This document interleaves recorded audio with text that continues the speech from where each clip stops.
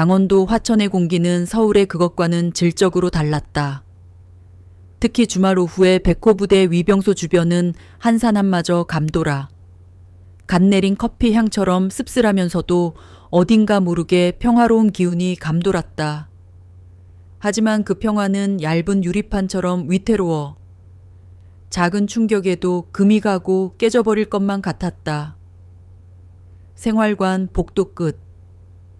다림질실에서 박지훈 일병은 뜨거운 스팀을 뿜어내는 다리미를 쥔 채 자신의 전투복 상의와 사투를 버리고 있었다. 각 잡힌 군복은 군인의 자존심이라 했던가. 지우는 그 말을 맹신했다. 특히 오늘처럼 누나가 면회를 오는 날이면 그는 마치 첫 휴가를 나가는 신병처럼 온 신경을 군복의 주름 하나하나에 쏟아부었다. 한 치의 오차도 없는 칼주름. 그것은 누나에게 보여줄 수 있는 유일한 자신의 안녕과도 같았다. 힘든 군 생활 속에서도 자신은 늠름하게 잘 지내고 있다는 무언의 증표였다. 아, 박지훈 일병? 아주 그냥 다림질의 신이 납셨네. 등 뒤에서 들려온 능글맞은 목소리에 지훈의 어깨가 순간 굳었다. 다리미를 쥔 손에 힘이 들어갔다. 돌아보지 않아도 목소리의 주인이 누구인지 알 수 있었다. 최강민 병장. 부대 내 모든 부조리의 시작과 끝이라 불리는 남자였다. 25이라는 가 20살을 넘긴 지훈보다 월등히 많은 나이와 병장이라는 계급장은 그에게 무소불위의 권력을 쥐어주었다. 지훈은 애써 태어난 척하며 다리미를 받침대에 내려놓았다. 충성 초의 병장님. 최강민은 어슬렁거리며 다가왔다. 그의 뒤에는 언제나처럼 그림자처럼 붙어 다니는 김상병과 이상병이 낄낄거리며 서 있었다. 최강민은 완벽하게 다려진 지훈의 전투복을 손가락으로 툭 튕기며 말했다. 오늘도 그 잘난 누님 오시나 봐. 아주 그냥 정성이 갸륵하다. 갸륵해. 그 잘난 누님이라는 말 속에 담긴 비아냥을 지훈은 모를 리 없었다. 입술이 바싹 말라왔다. 네네 그렇습니다. 이야 좋겠다.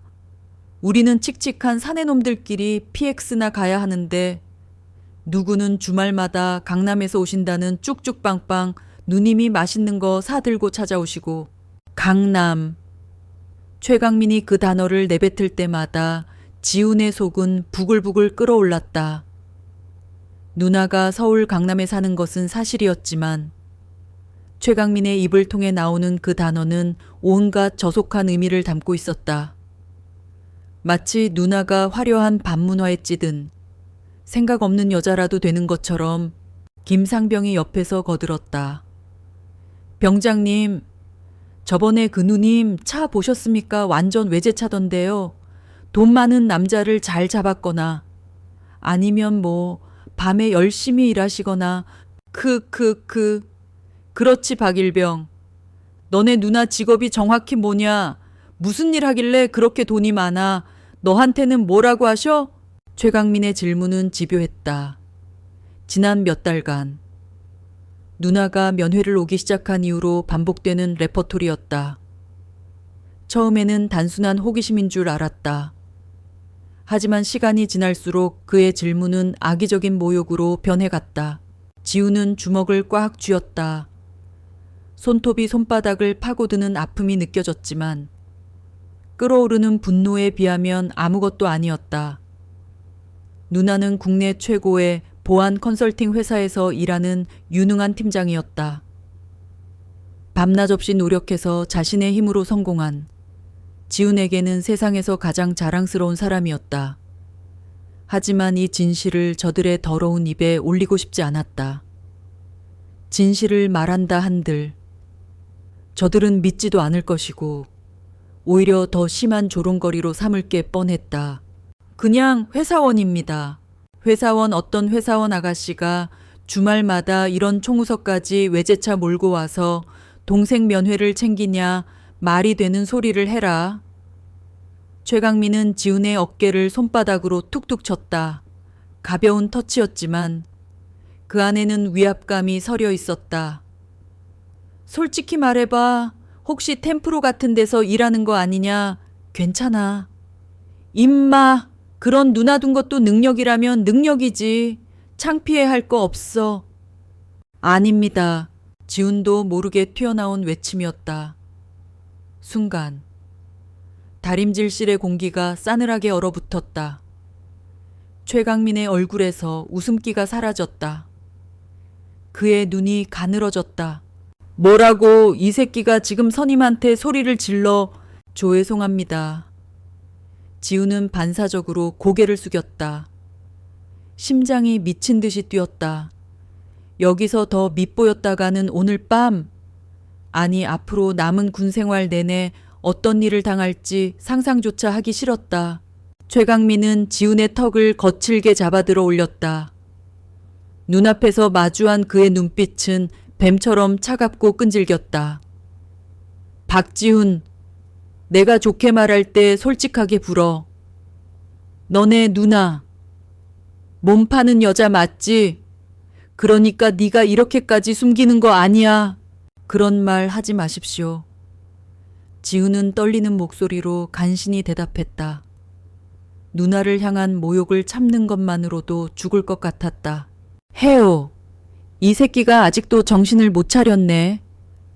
최강민이 헛웃음을 터뜨렸다. 야, 김상병.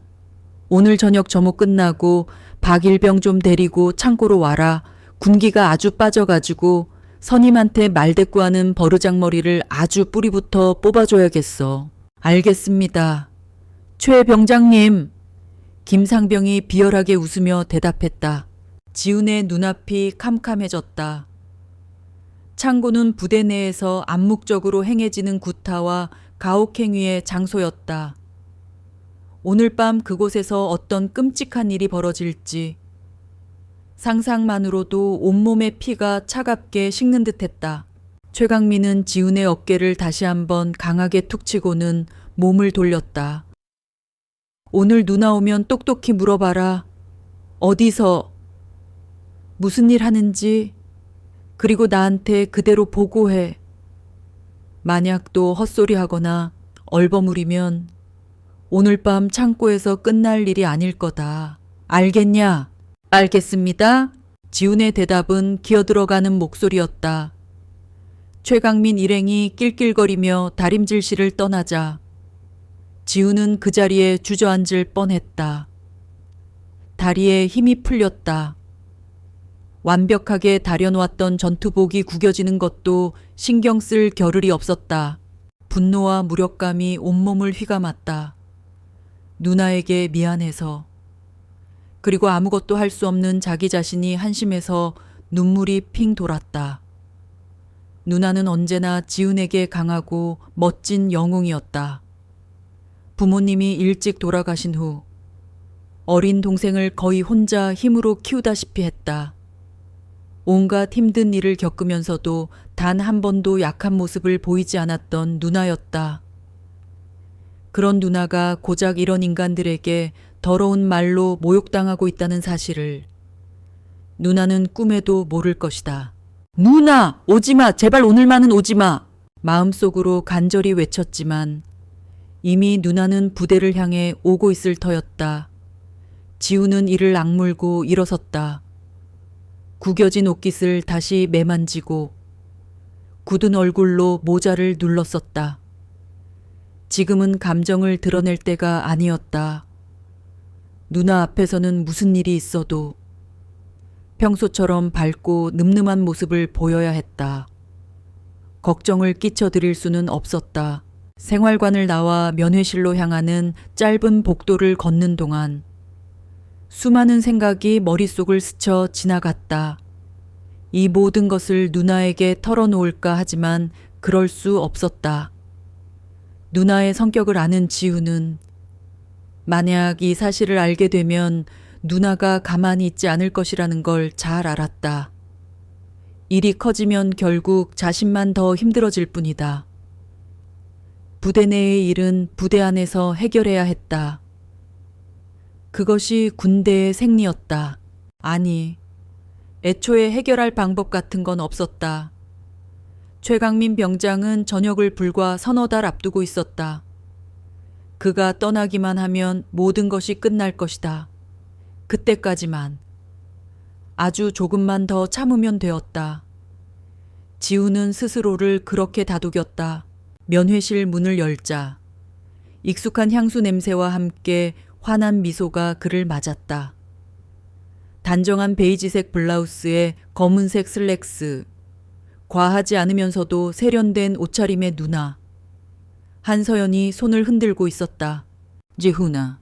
누나의 목소리를 듣는 순간 지훈은 애써 눌러왔던 감정이 울컥 솟아오르는 것을 느꼈다. 그는 황급히 입술을 깨물며 누나에게 다가가 경례를 붙였다. 충성 누나, 잘 지냈어. 그럼 잘 지냈지. 우리 막둥이는 밥 잘 먹고 있고.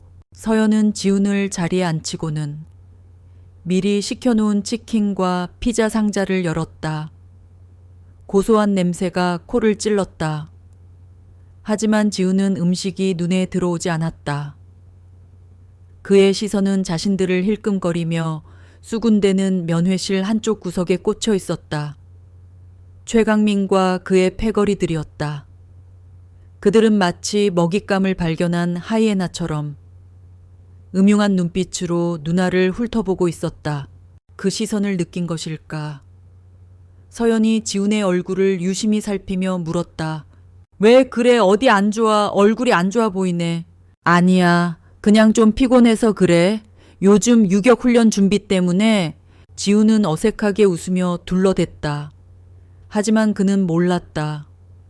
자신의 그 미세한 표정 변화와 불안한 눈빛, 그리고 아까 다림질실에서 최강민에게 잡혔던 어깨에 남은 희미한 손자국까지. 그 어떤 것도 예리한 특전사 출신 지휘관의 눈을 속일 수는 없다는 것을 한서연의 마음속에 작지만 분명한 의심의 씨앗이 조용히 뿌리를 내리고 있었다. 많이 먹어. PX 음식은 지겹잖아. 한서연은 닭다리 하나를 집어 동생의 앞접시에 놓아주며 살갑게 말했다. 박지훈은 억지로 입꼬리를 올려 보였다. 눈앞의 음식들은 분명 입대 전 그가 가장 좋아하던 것들이었다. 뜨끈한 피자에서는 치즈가 녹아내리며 고소한 냄새를 풍겼고 바삭하게 튀겨진 치킨은 보기만 해도 군침이 돌았다. 하지만 지금 지훈에게는 그 모든 것이 모래알처럼 느껴졌다. 능 뒤에 꽂히는 최강민의 시선이 마치 날카로운 바늘처럼 그의 신경을 찔러대고 있었기 때문이다. 왜? 입맛이 없어. 훈련이 그렇게 힘들어. 서연이 걱정스러운 눈으로 물었다. 그녀는 지훈의 표정에서 미묘한 불안감을 읽어내고 있었다. 동생은 어릴 때부터 거짓말을 잘 못했다. 무언가 감추려 할 때면 눈동자가 미세하게 흔들리고 손가락을 꼼지락거리는 버릇이 있었다. 지금 바로 눈앞에 지훈이 그랬다. 아니 맛있어 진짜야. 지훈은 허겁지겁 피자 한 조각을 집어 입에 넣었다. 일부러 과장되게 우물거리며 맛있는 척을 했다. 하지만 그의 시선은 자꾸만 면회실 구석으로 향했다. 최강민 일행은 이제 대놓고 자기들끼리 서연을 손가락질하며 무언가 이야기를 나누고 있었다. 그들의 입모양과 비열한 웃음소리만으로도 무슨 말을 하고 있는지 짐작이 갔다. 술집 여자, 스폰서, 몸매 같은 더러운 단어들이 귀에 들리는 듯한 환청에 시달렸다. 서연의 시선도 자연스럽게 그쪽으로 향했다. 군복을 삐딱하게 걸쳐 입고 건들거리며 앉아있는 병사들. 그들의 무례한 시선과 태도는 일반적인 군인의 모습과는 거리가 멀었다. 특히 그 중심에 앉아있는 가장 계급이 높아 보이는 병장의 눈빛이 유독 거슬렸다. 그는 노골적인 호기심과 경멸이 뒤섞인 눈으로 서연 자신을 위아래로 훑어보고 있었다. 그녀는 군 생활, 특히 특전사 여군으로 복무하며 온갖 종류의 시선에 익숙해져 있었다. 남자들의 세계에서 여군이란 존재는 때로 불필요한 관심과 편견의 대상이 되곤 했다. 하지만 지금 저들의 시선은 그런 종류의 것을 넘어선 불쾌하고 모욕적인 무언가였다. 지훈이가 저런 인간들하고 같이 생활하는 건가? 마음 한구석이 서늘해졌다. 그녀는 다시 지훈에게로 시선을 돌렸다. 지훈아, 저 사람들은 누구야? 같은 생활관 선임들이니 요아, 응, 그냥 잘해줘. 지훈의 대답은 명백히 거짓이었다. 서연은 더 캐묻지 않았다. 대신 다른 방식으로 접근하기로 했다. 그녀는 콜라 캔을 따르기 위해 손을 뻗는 지훈의 손목을 자연스럽게 바라보았다.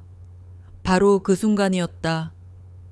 지훈이 피자를 집느라 살짝 겉였던 전투복 소매 아래로 희미하지만 분명한 멍 자국이 드러났다. 누군가에게 강하게 붙잡혔을 때 생기는 손가락 모양이 어렴풋이 남아있는 보랏빛 멍이었다. 지훈은 자신의 손목을 보는 누나의 시선을 느끼고는 황급히 소매를 끌어내렸다. 그의 얼굴이 순간 당황으로 굳어졌다. 이거 그냥 훈련하다가 각계전투 훈련할 때 철조망에 좀 긁혔어. 변명은 너무나 어설펐다. 서연은 특수부대에서 복무하며 온몸이 상처투성이로 살아온 사람이었다. 철조망에 긁힌 상처와 사람의 소나기 힘으로 생긴 멍 자국을 구분하지 못할 리 없었다. 긁힌 상처는 길고 얕은 흔적을 남기지만 저것은 피부 안쪽에 모세혈관이 터져 생긴 명백한 타박상이었다. 서연의 표정은 변하지 않았다. 여전히 부드러운 미소를 짓고 있었지만 그녀의 머릿속은 그 어느 때보다 빠르고 냉철하게 돌아가기 시작했다. 저건 폭행의 흔적이야. 그것도 하루 이틀 된 상처가 아니군. 멍의 색깔이 진한 보라색이 아닌 약간 누런빛을 띠고 있는 것으로 보아 최소 며칠은 지난 상처였다. 그렇다면 이런 일이 이번이 처음이 아닐 수도 있다는 뜻이었다. 아까 면회실 구석에서 동생을 향해 경멸적인 시선을 보내던 그 병장. 최강민의 얼굴이 떠올랐다. 그리고 동생의 불안한 태도, 어설픈 거짓말, 손목의 멍, 흩어져 있던 퍼즐 조각들이 하나의 끔찍한 그림을 향해 맞춰지고 있었다. 그래, 훈련은 항상 조심해야지. 그러다 크게 다치면 어쩌려고. 서연은 태연하게 말하며 화제를 돌렸다. 부대 생활은 할 만해. 선임들이 괴롭히거나 그런 건 없고. 전혀. 다들 잘 챙겨줘. 특히 최강민 병장님이 나를 제일 아껴주셔. 지우는 최강민의 이름을 입에 올리며 그의 눈치를 살폈다. 최강민은 그 말을 들었는지 만족스러운 듯이 픽 웃으며 고개를 끄덕였다. 그 모습에 지우는 안도의 한숨을 내쉬었지만 서연의 눈에는 그 모든 것이 한편의 서투른 연극처럼 보였다. 동생이 지금 저 괴물의 소나귀 안에서 얼마나 필사적으로 버티고 있는지 그 처절함이 느껴져 가슴이 미어지는 것 같았다. 하지만 그녀는 내색하지 않았다. 지금 이곳에서 섣불리 감정을 드러내거나 문제를 제기하는 것은 지훈을 더 위험하게 만들 뿐이라는 것을 직감했다. 적의 정체도 상황의 심각성도 명확하지 않은 상태에서의 섣부른 개입은 오히려 최악의 결과를 낳을 수 있었다. 그녀는 지휘관이었다. 감정에 앞서 상황을 분석하고 가장 효과적인 해결책을 찾는 것이 몸에 밴 사람이었다. 일단 증거가 더 필요해. 그리고 지훈이의 입을 열게 만들어야 한다. 서연은 일부러 더 밝게 웃으며 말했다. 그래, 다행이다. 그래도 힘든 일 있으면 꼭 누나한테 말해야 해. 혼자 끙끙 앓지 말고. 알았지? 응, 걱정 마. 그렇게 어색한 대화가 오가는 동안 면회 시간은 빠르게 흘러갔다. 지우는 거의 음식을 입에 대지 못했다. 서연 역시 마찬가지였다. 그녀는 동생의 얼굴과 행동 하나하나를 기억 속에 새기듯 관찰했다. 예전보다 눈에 띄게 마른 얼굴, 자신감을 잃은 위축된 자세, 그리고 대화 내내 불안하게 주변을 살피는 시선까지 면회 종료를 알리는 방송이 흘러나왔다. 지훈의 얼굴에 안도하는 기색이 스치는 것을 서연은 놓치지 않았다. 누나와의 만남이 즐거움이 아닌 견뎌야 할 고통의 시간이 되어버렸다는 사실이 그녀의 마음을 아프게 찔렀다. 벌써 시간이 이렇게 됐네. 다음 주에도 올게. 그때는 갈비찜 해올까? 그 말에 지훈의 얼굴이 하얗게 질렸다. 아니 누나, 다음 주에는 오지 마. 나 그때 중요한 훈련 있단 말이야. 바쁠 텐데 힘들게 여기까지 올 필요 없어. 필사적인 거부. 서연은 그 이유를 알 것 같았다. 자신이 올 때마다 동생은 저 쓰레기 같은 인간들에게 시달려야 하는 것이다. 그리고 오늘은 자신이 그들의 심기를 건드렸으니 동생이 당할 괴롭힘은 더 심해질 터였다. 내가 널 반드시 여기서 꺼내줄게. 조금만 버텨. 지훈아. 서연은 속으로 다짐하며 자리에서 일어났다.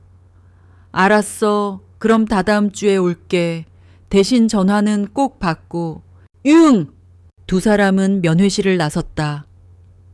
복도를 걸어 위병소로 향하는 짧은 길. 서연은 지훈의 어깨를 감싸 안았다.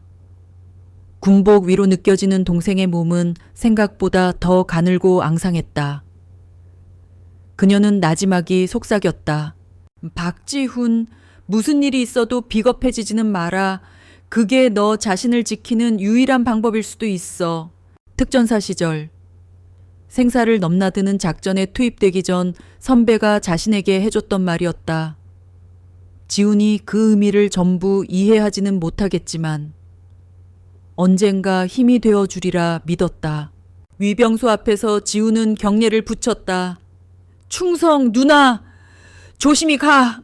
서연은 애써 미소 지으며 동생의 어깨를 두드려주고는 채 올랐다. 사이드미러로 동생의 모습이 완전히 사라질 때까지 그녀는 차를 출발시키지 않았다. 지훈의 모습이 사라진 후 그녀의 얼굴에서 모든 미소가 사라졌다. 그 자리에는 얼음처럼 차갑고 강철처럼 단단한 분노와 결의가 들어찼다. 그녀는 차를 부대 근처 한적한 곳에 세우고 휴대폰을 들었다. 그리고 익숙한 번호를 눌렀다. 신호음이 몇 번 울린 후 중후한 남자의 목소리가 들려왔다. 여보세요. 샘콘, 저 서연이에요. 오, 서연이냐, 웬일이야, 이 시간에. 목소리의 주인은 그녀의 외삼촌이자 현역 육군소장인 한태준 장군이었다. 삼촌, 혹시 부대 내 가혹행위 신고 절차에 대해 여쭤볼 게 있어서요. 수화기 넘어 한 장군의 숨소리가 순간 멈칫하는 것이 느껴졌다. 갑자기 그건 왜 묻는 거지 혹시? 지훈이한테 무슨 일이라도 있는 거냐? 노련한 지휘관의 직감은 예리했다. 서연은 잠시 망설였다. 아직 확실한 증거가 없었다. 하지만 그녀는 더 이상 혼자 힘으로 해결할 문제가 아니라고 판단했다. 확실하지는 않아요. 하지만 오늘 지훈이를 보고 왔는데 아무래도 그냥 넘길 수가 없을 것 같아요. 서연은 차분하게 오늘 있었던 일들을 설명했다. 동생의 불안한 태도, 몸의 멍 자국, 그리고 면회실에서 마주친 불량한 선임 병사들의 이야기까지.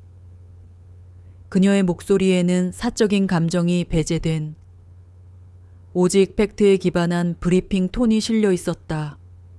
그것은 한 개인의 호소가 아닌 대한민국 육군 소령의 공식적인 문제 제기였다.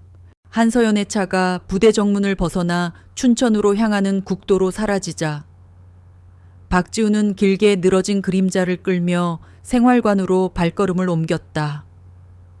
누나와 함께 있던 1시간 남짓한 시간은 꿈처럼 짧았고 이제 그가 돌아가야 할 현실은 지옥처럼 막막했다.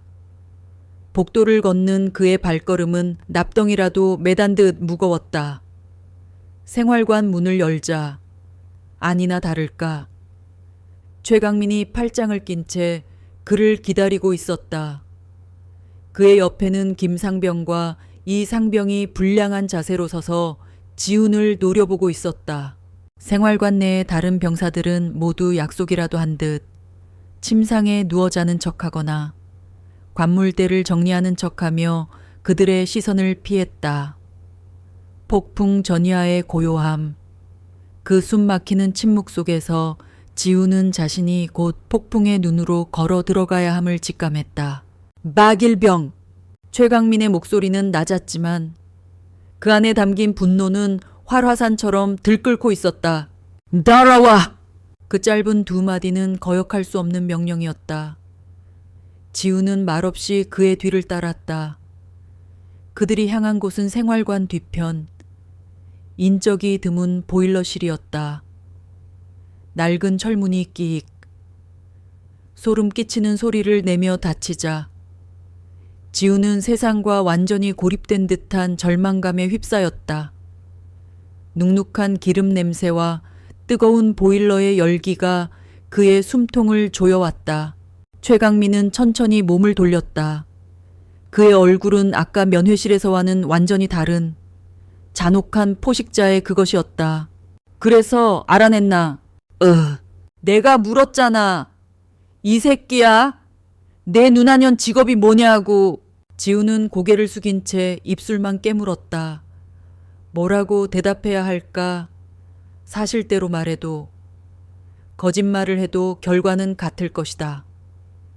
저들은 이미 답을 정해놓고 그를 괴롭히고 있었다.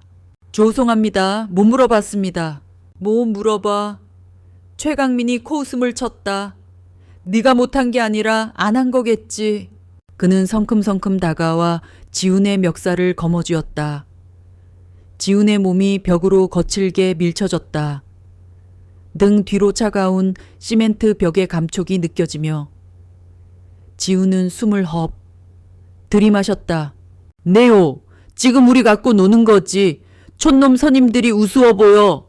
내 그 잘난 강남 누나 백 믿고 지금 개기는 거냐고. 아닙니다. 아니긴 뭐가 아니야. 최강민이 버럭 소리를 질렀다. 그의 눈이 광기로 번뜩였다. 아까 그 여자 눈빛 봤어? 그게 어디 평범한 회사 다니는 계집의 눈빛이냐. 사람을 아주 위아래로 훑어보는 게. 꼭 강력계 형사 같더군. 아니, 어쩌면 검사일지도 모르지. 안 그래. 옆에 있던 김상병이 맞장구를 쳤다. 맞습니다. 최 병장님, 걸음걸이도 이상했습니다. 딱딱 끊어 걷는 게 꼭 군인 같지 않았습니까? 군인 최강민은 잠시 생각에 잠기는 듯했다.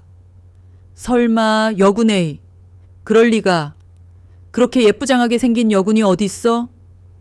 그는 다시 지훈에게로 고개를 돌렸다. 솔직히 불어. 박지훈. 내 누나. 정체가 뭐야? 무슨 대단한 집안 딸내미라도 돼. 그래서 네가 지금 우리한테 뭘 숨기고 있는 거야. 최강민의 의심은 서연의 의도와는 다른 방향으로 튀고 있었다. 그는 서연의 당당한 태도에서 권력의 냄새를 맡은 것이었다. 단순히 돈 많은 유흥업소 여자가 아니라 자신들의 군 생활을 통째로 날려버릴 수도 있는 어떤 힘을 가진 존재일지도 모른다는 불안감이 그의 마음속에 싹트기 시작했다. 그리고 그 불안감은 곧 지훈을 향한 더 큰 분노와 폭력성으로 표출되었다. 자신의 권위가 도전받았다는 느낌에 대한 비뚤어진 보복 심리였다. 말해. 이 새끼야, 네가 입을 안 열면 오늘 여기서 죽어볼래. 최강민은 지훈을 잡은 손에 힘을 주어 벽에 몇 번이고 거칠게 밀어붙였다. 지훈의 뒤통수가 벽에 부딪히며 쿵, 쿵, 둔탁한 소리가 울렸다. 머릿속이 핑 돌고 눈앞이 아찔해졌다. 잘못했습니다. 정말 아무것도 모릅니다. 누나는 그냥 평범한 회사원입니다. 평범 이 세상에 그런 평범한 회사원이 어딨어. 최강민은 분에 못 이겨 지훈의 배를 무릎으로 툭 쳤다. 지훈이 윽 하는 신음과 함께 몸을 구부렸다. 병장님, 진정하십시오. 이러다 일 커집니다. 이 상병이 조심스럽게 말렸다. 최강민은 거친 숨을 몰아쉬며 지훈의 멱살을 놓아주었다. 지훈은 벽에 기댄 채 스르르 주저앉았다.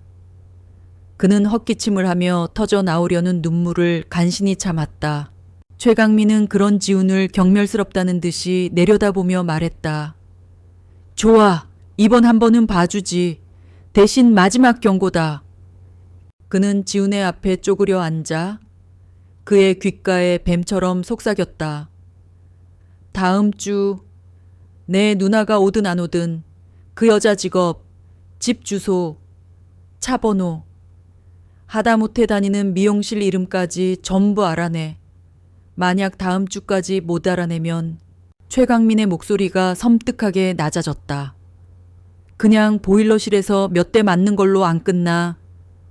너 야간 경계 근무 자주 서지 산속 초소는 아무도 없어서 참 조용하고 좋단 말이야. 내가 네 근무 시간마다 바로 뒤에 서 있어 줄게. 그러다 네가 발 한번 헛디뎌서 절벽 아래로 굴러떨어져도 그건 그냥 안타까운 훈련 중 안전사고가 되는 거야. 아무도 뭐라고 안 해. 알겠어. 온몸에 털이 곤두서는 듯한 공포가 지훈을 덮쳤다.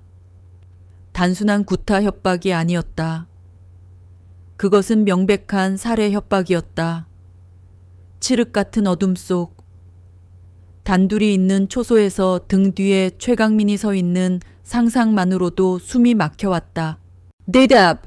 알겠습니다. 지훈의 목소리는 물에 젖은 솜처럼 힘없이 터져나왔다. 좋아! 최강민은 만족한 듯이 웃으며 일어섰다. 그는 김상병과 이 상병에게 눈짓했다. 가자, 저 병신 새끼 혼자 반성 좀 하라고 해. 철문이 다시 끼익 소리를 내며 열렸다가 쾅 하고 닫혔다. 완벽한 어둠과 정적, 보일러가 뿜어내는 열기만이 지훈의 온몸을 감쌌다. 지훈은 한동안 그 자리에 미동도 없이 앉아 있었다. 공포가 지나간 자리에 차가운 분노가 파도처럼 밀려왔다. 개자식들!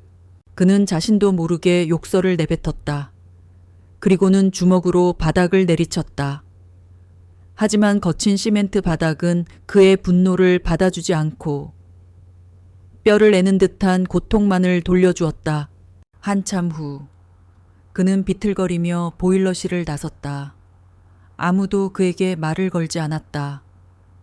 모두가 그에게 무슨 일이 있었는지 알았지만 그 누구도 아는 척하지 않았다. 그것이 이 부대의 생존 방식이었다. 그날 밤 지훈은 뜬 눈으로 밤을 새웠다. 차가운 천장을 응시하며 최강민의 협박을 수없이 되뇌었다. 이제 선택지는 없었다. 다음 주 누나에게 모든 것을 물어봐야만 했다. 상상만으로도 얼굴이 화끈거리고 치욕스러웠다. 세상에서 가장 존경하는 누나에게 어떻게 그런 모욕적인 질문을 던질 수 있을까? 누나, 혹시 유흥업소에서 일해? 라고. 하지만 다른 한편에서는 최강민의 서늘한 목소리가 울려 퍼졌다. 발 한 번 헛디뎌서. 죽음의 공포는 치욕감보다 훨씬 더 원초적이고 강력했다. 그는 이불 속에서 몸을 웅크렸다. 관물대 안쪽에 붙여놓은 입대 전에 누나와 함께 찍은 낡은 사진이 눈에 들어왔다. 환하게 웃고 있는 누나. 그리고 그 옆에서 어색하게 경례를 붙이고 있는 자신. 그 평화롭던 세상이 너무나도 멀게 느껴졌다. 누나, 미안해. 정말 미안해. 지훈은 소리 없이 울었다. 그의 어깨가 절망의 무게에 짓눌려 가늘게 떨리고 있었다. 어떻게든 버텨내야 한다고. 저녁날까지만 참으면 된다고 다짐했던 그의 의지는 산산조각 나 있었다. 이제 그는 벼랑 끝에 서 있었다. 화천에서 서울로 돌아오는 내내 한서연은 거의 말을 하지 않았다. 라디오에서는 주말 오후에 나른함을 깨우는 경쾌한 음악이 흘러나왔지만 그녀의 귀에는 아무것도 들리지 않았다. 그녀의 머릿속은 온통 동생 박지훈의 얼굴로 가득 차 있었다. 애써 밝은 척하던 어색한 미소, 공포에 질려있던 눈빛, 그리고 소매 아래 감춰져 있던 선명한 멍 자국. 그 잔상들이 마치 깨진 유리 조각처럼 그녀의 마음을 헤집고 다녔다. 그녀는 분노했다.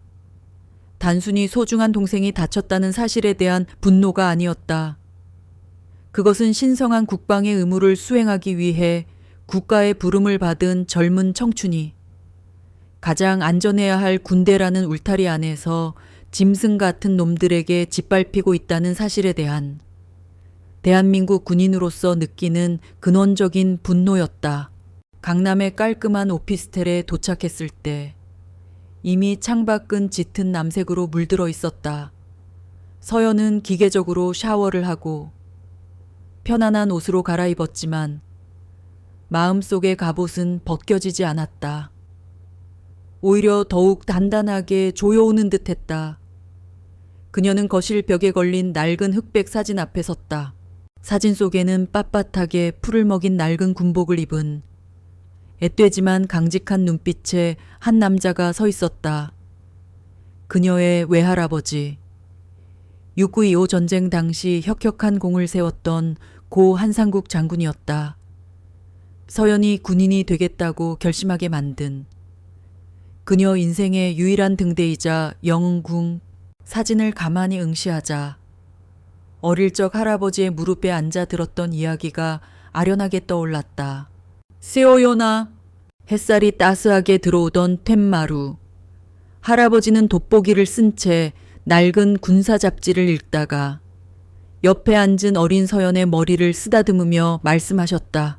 할아버지가 전쟁터에서 제일 무서웠던 게 뭔지, 아니 총알도 포탄도 아니었단다. 어린 서연은 동그란 눈으로 할아버지를 올려다보았다. 그럼요, 귀신이에요. 할아버지는 인자하게 웃으셨다. 아니, 힘없는 사람들이 힘 있는 사람들한테 이유 없이 짓밟히는 걸 보는 게 제일 무서웠지. 전쟁통에는 그런 일이 비일비재했거든. 총을 든 놈이 왕이었으니까. 그의 눈빛이 잠시 먼 곳을 향했다. 그 눈에는 서연이 감히 상상할 수 없는 깊은 슬픔과 분노가 담겨 있었다. 그때 할아버지는 다짐했단다. 내가 이 군복을 입고 있는 한 내 힘을 약한 사람을 괴롭히는 데 쓰지 않겠다. 오히려 그들을 지키는 방패가 되어주겠다고. 군인의 진정한 명예는 얼마나 많은 적을 죽였느냐가 아니라 얼마나 많은 사람을 지켜냈느냐에 있는 거란다. 할아버지는 서연의 작은 손을 잡고 말씀하셨다. 그 손은 거칠고 투박했지만 세상에서 가장 따뜻했다. 잊지 마라. 서연아, 군인의 총구는 항상 밖을 향해야지. 안을 향해서는 안 되는 것이다.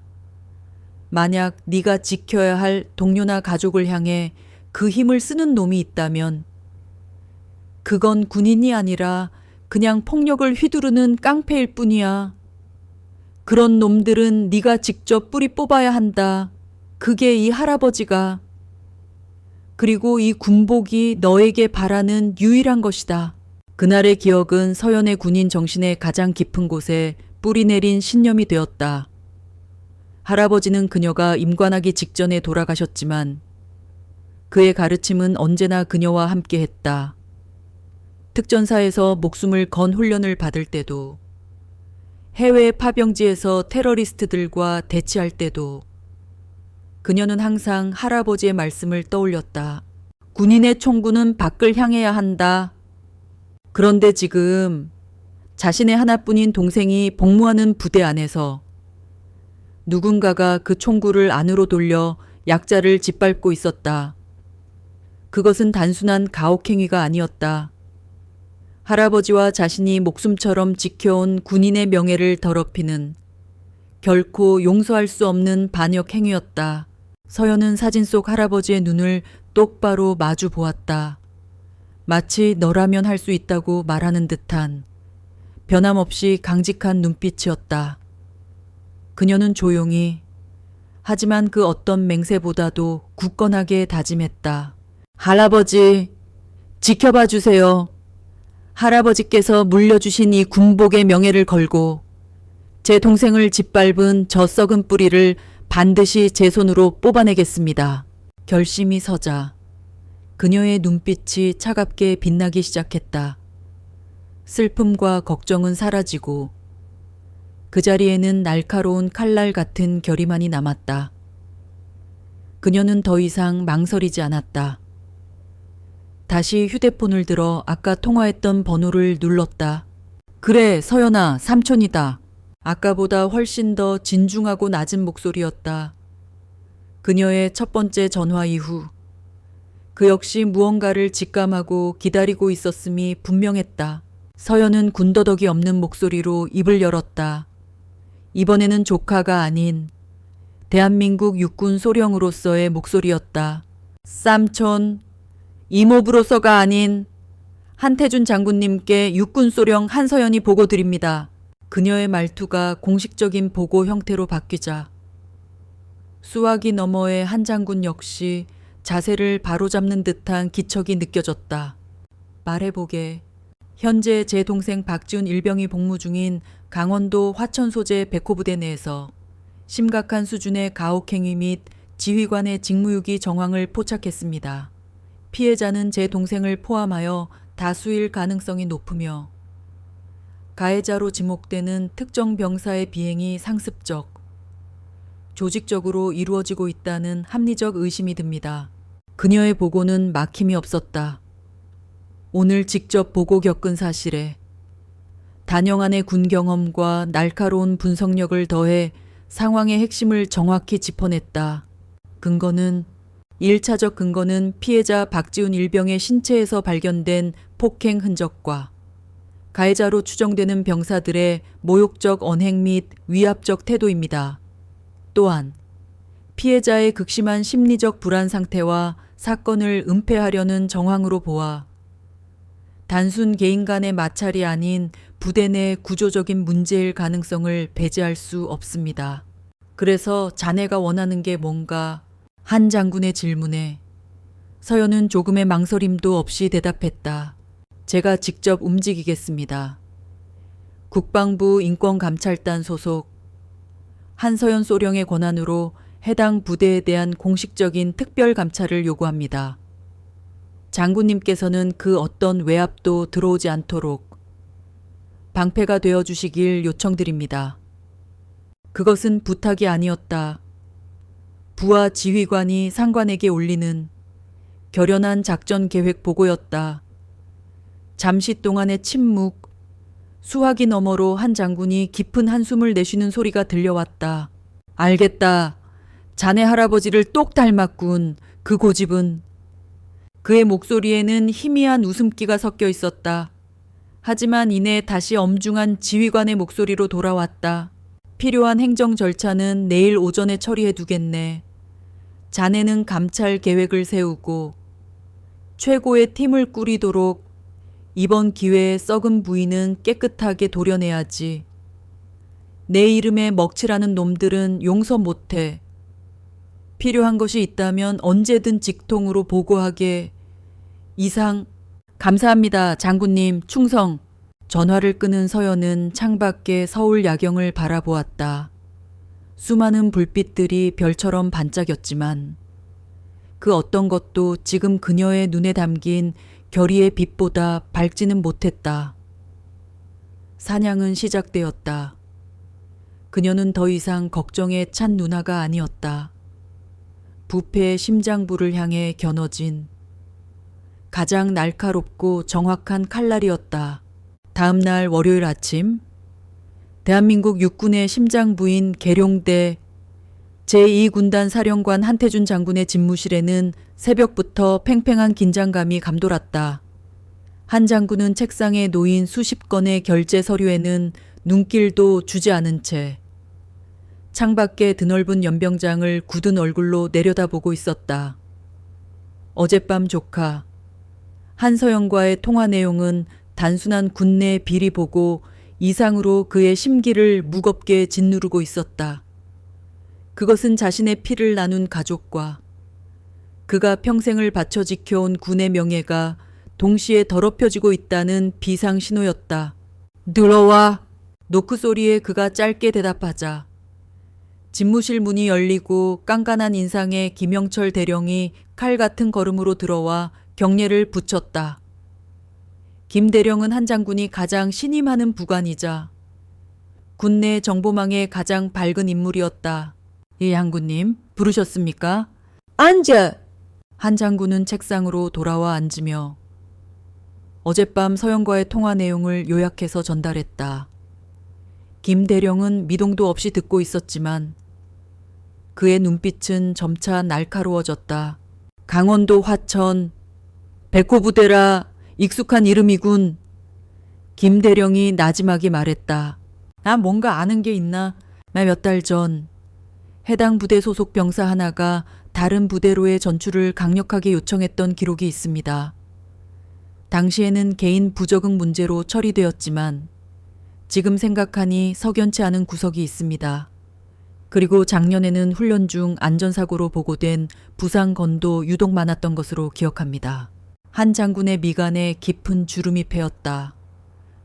최강민 병장, 그리고 중대장 김진철 대위, 이 두 사람에 대해 즉시, 그리고 최대한 은밀하게 알아보게 인사기록부터 과거 근무 평정, 주변 평판까지 먼지 하나까지 다 털어봐. 오늘 정오까지 내 책상 위에 보고서 올려. 알겠습니다, 장군님. 그리고 한 가지 더 한 장군이 덧붙였다. 국방부 인권감찰단 소속 한서연 소령기 오늘부로 백호부대에 대한 특별감찰을 개시할 걸세. 자네는 내 이름으로 국방부와 해당 사단에 협조 공문을 보내.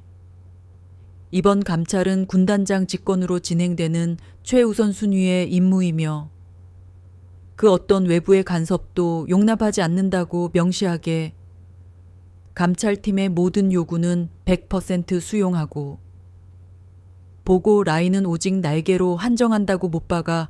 알겠습니다. 즉시 처리하겠습니다.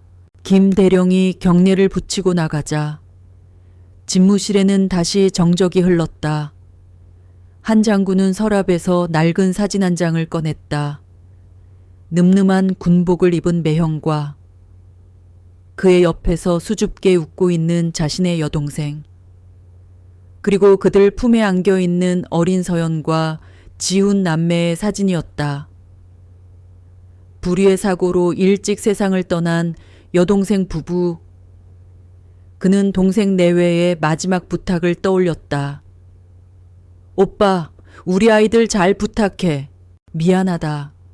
재수씨, 내가 너무 무심했군. 그는 사진을 보며 나지막이 읊조렸다. 그의 눈빛에 회한과 함께 차가운 분노가 이글거렸다. 그는 서연의 방패가 되어주기로 약속했다. 그 어떤 바람도 조카에게 닿기 전에 자신이 먼저 막아설 것이다. 같은 시각 서울 용산의 국방부 청사 한서연 소령의 사무실은 전쟁 준비에 들어간 작전 지휘소처럼 분주했다. 그녀는 밤을 꼬박 사운 듯 했지만 조금도 지친 기색 없이 컴퓨터 모니터에 떠있는 수십 개의 창을 훑어보고 있었다. 백호 부대의 조직도, 훈련 계획, 병사들의 개인 신상 기록부, 보급품 현황까지 부대의 모든 정보가 그녀의 눈앞에서 해부되고 있었다. 팀장님, 요청하신 자료 나왔습니다. 법무실에서 파견된 조상현 대위가 두꺼운 서류철을 들고 들어왔다. 그는 군 검사 출신으로 군내 비리 수사에 있어서는 최고의 전문가로 꼽히는 인물이었다. 고마워요, 조 대위님. 특이사항은 역시나입니다. 최강민 병장, 입대 전 폭행 전과가 수차례 있습니다. 상해죄로 소년원까지 다녀온 기록이 있는데 어떻게 징집 대상이 되었는지 의문입니다. 아마 서류 심사 과정에서 누락되었거나 누군가 의도적으로 눈 감아 주었을 가능성이 큽니다. 서연의 눈이 가늘어졌다. 중대장은 김진철 대위. 능력은 평범하지만 지휘관으로서의 평판은 최악입니다. 좋은 게 좋은 거라는 식으로 부대 내 사건 사고를 축소. 은폐하는 데 능하다는 평이 자자합니다. 이번 가혹행위 역시 알고도 묵인했을 가능성이 99%입니다. 그 1%는 그의 양심인가요? 서연의 냉소적인 질문에 조 대위가 헛웃음을 지었다. 양심이 아니라 몰랐을 리가 없다는 뜻입니다. 팀장님! 서연은 모니터에서 눈을 떼지 않은 채 말했다. 감찰팀은 우리 둘, 그리고 헌병 수사관 2명으로 꾸립니다. 총 4명. 최소 인원으로. 최대한 신속하게 움직인다. 우리의 목표는 단순 가해자 처벌이 아니에요. 부대 내에 만연한 부조리의 고리를 끊어내는 겁니다. 그러기 위해서는 증거가 필요해요. 움직일 수 없는 증거. 그녀는 화면에 떠 있는 지훈의 신상 기록부를 잠시 바라보았다. 환하게 웃고 있는 증명사진 속 동생의 얼굴. 그 아래로 특기사항 부모님 조기 사망. 유일한 가족은 누나 한서연이라는 문구가 선명하게 박혀 있었다. 순간 가슴 한쪽이 아려왔지만 그녀는 빠르게 감정을 추스르고 프로페셔널한 지휘관의 모습으로 돌아왔다. 조 대위님은 김진철 대위를 포함한 지휘 계통의 직무유기 혐의에 집중해 주십시오. 저는 최강민 병사와 피해자들을 직접 신문하겠습니다. 헌병 수사관들은 물리적 증거 확보와 잠재적 증인 및 피해자 색출을 담당합니다. 알겠습니다. 오늘 오후 1시 감찰팀 전원 비공식 브리핑을 시작하겠습니다. 그리고 내일 새벽 5시 백호 부대로 출발합니다. 기습적으로 진입해서 그들이 대응할 시간을 주지 않을 겁니다. 그녀의 목소리에는 한치의 망설임도 없었다. 완벽하게 짜인 작전 계획이었다. 정고가 되기 직전 그녀의 보안 메신저로 파일 하나가 도착했다. 발신인은 한태준 장군의 부관, 김영철 대령이었다. 파일에는 지난 2년간 백호 부대에서 전출을 갔거나 의병 제대를 한 병사들의 명단과 그들의 비공식적인 전역 사유가 빼곡히 적혀 있었다. 공식 기록은 개인 사유 혹은 군생활 부적응이었지만 비공식 사유란에는 최강민 병장의 상습적 구타, 선임들의 금품 갈취, 간부들의 묵인과 같은 끔찍한 단어들이 나열되어 있었다. 빙산의 일각이 드러난 순간이었다. 지우는 그 거대한 부조리의 사슬에 걸린 가장 최근의 희생양일 뿐이었다. 쓰레기 같은 놈들. 서연의 입에서 나지막한 욕설이 흘러나왔다. 그녀는 파일을 즉시 감찰 팀원들에게 공유했다. 이것은 단순한 감찰이 아니었다. 전쟁이었다. 다음 날 새벽 4시 30분. 아직 어둠이 차에 가시지 않은 국방부 청사주차장. 검은색 군용 세단 2대가 조용히 시동을 걸었다.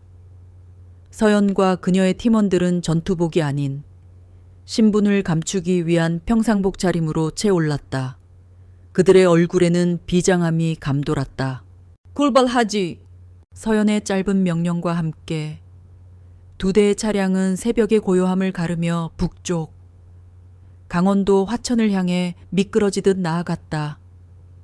그 누구도 예상하지 못한 거대한 폭풍이 깊은 잠에 빠져 있는 백호 부대를 향해 조용히 접근하고 있었다. 그 후 일주일은 박지훈에게 말 그대로 지옥이었다. 최강민의 협박은 그의 삶을 옥죄는 올가미가 되어 숨 쉬는 순간순간을 고통으로 만들었다. 최강민은 더 이상 지훈을 때리거나 직접적으로 괴롭히지 않았다. 대신 그는 훨씬 더 교묘하고 잔인한 방식으로 지훈의 정신을 파괴해 들어왔다. 야간 불침번 근무를 설 때면 어느새 최강민이 등 뒤에 유령처럼 서서 나지막이 속삭였다. 오늘 밤은 유난히 달이 없네. 발 헛디디기 딱 좋은 날씨야. 안 그래, 박일병.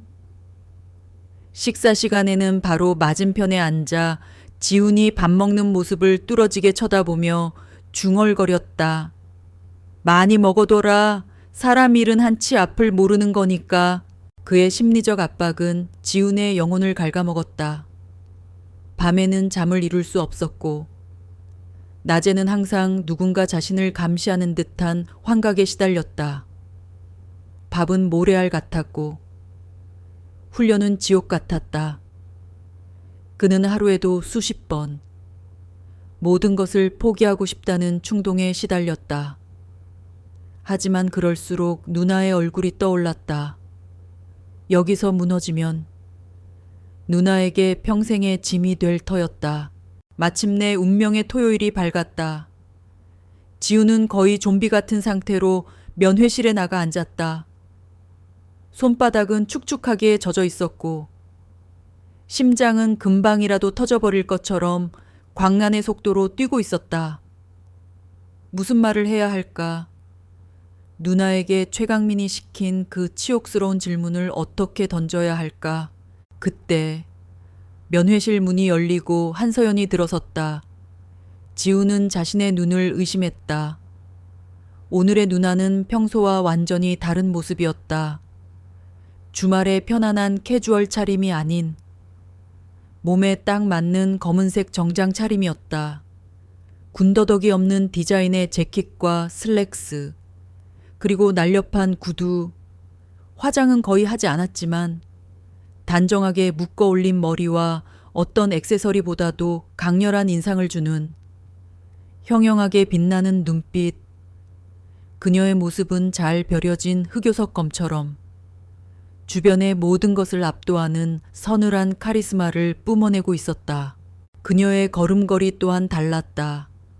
또각또각 일정한 소리를 내며 걷는 그녀의 모습에서는 한 치의 흐트러짐도 찾아볼 수 없었다.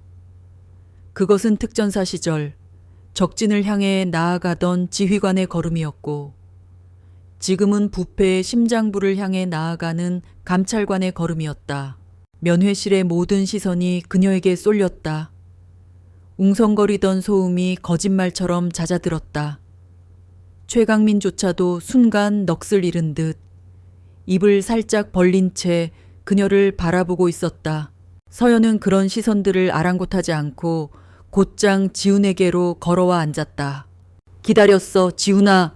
그녀의 목소리는 여전히 다정했지만 지훈은 그 속에 숨겨진 강철 같은 의지를 느낄 수 있었다.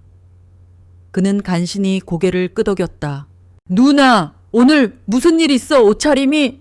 응, 면회 끝나고 바로 들어가 봐야 할 곳이 있어서. 서연은 짧게 대답하며 테이블 위에 미리 준비해온 커피를 내려놓았다. 그녀의 시선이 면회실을 한 바퀴 천천히 훑었다. 마치 자신의 사냥터에 들어온 맹수처럼 모든 것의 위치와 상태를 파악하는 듯한 눈빛이었다. 그때였다.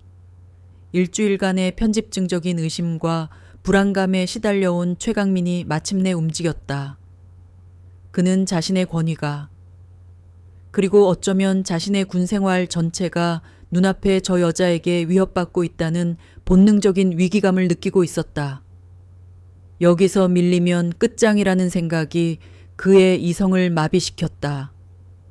그는 이 자리에서 모두가 보는 앞에서 저 여자의 길을 꺾어놓고 자신의 지배력을 다시 한번 확인해야만 했다.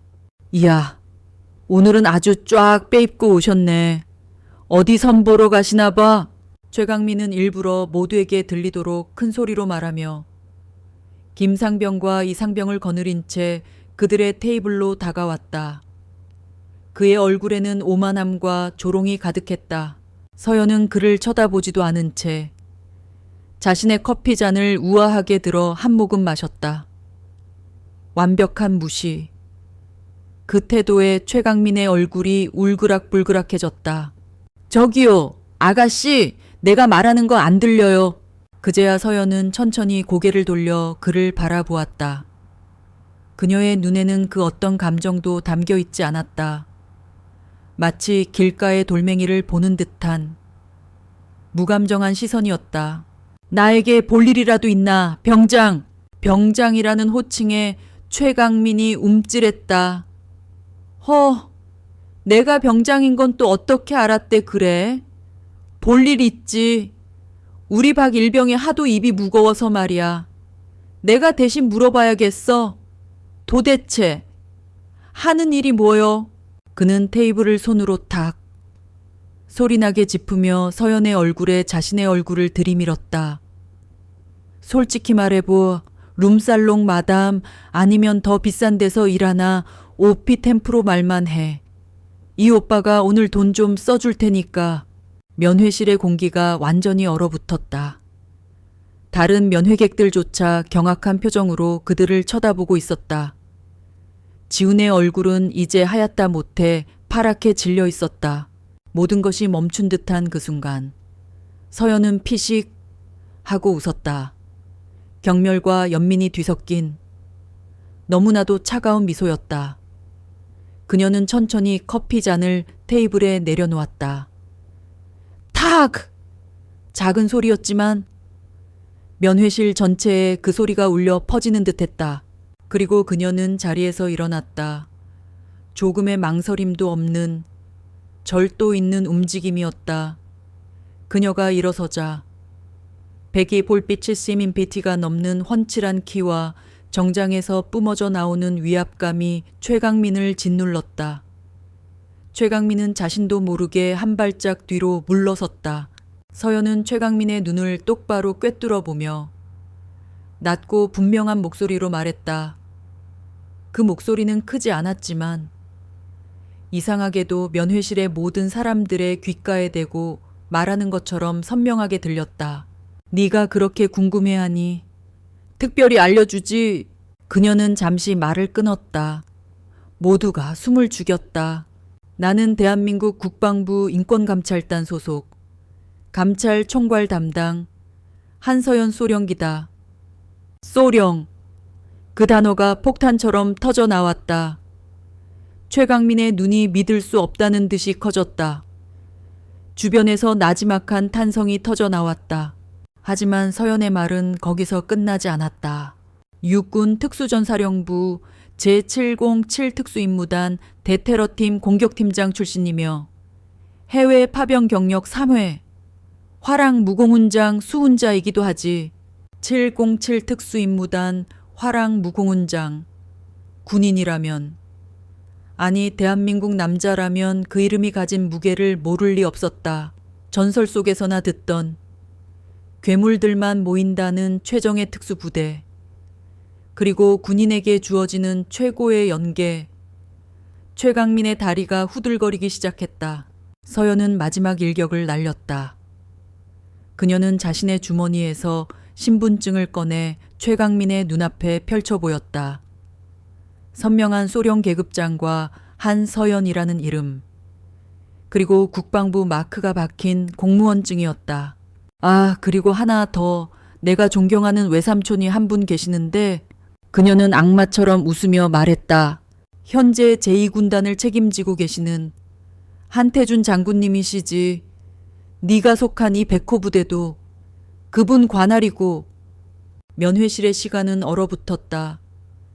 최강민의 얼굴에서 모든 핏기가 사라지고 사형 선고를 받은 죄수처럼 새하얗게 변해갔다.